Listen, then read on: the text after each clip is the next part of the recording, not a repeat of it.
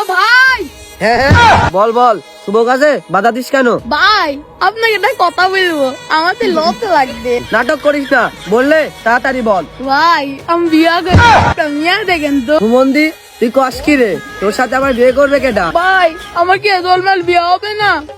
আমি থাকেন, আমি চলে গেলাম। দাদা দাদা দাদা ভাতিজা বল, কি হয়েছে? দাদা দাদা, আমার আর একটা জীবন একটু ভালো লাগবে না, আমি বিয়া করবো। না, আমি কখনো বিশ্বাস করতে পারি না, তোর বিয়ে কোনোদিনও হবে না। ঠিক আছে চাচা, বিয়া তো দিলে না, আমি বিয়া না করি বাড়ি তো ঢুকবো না।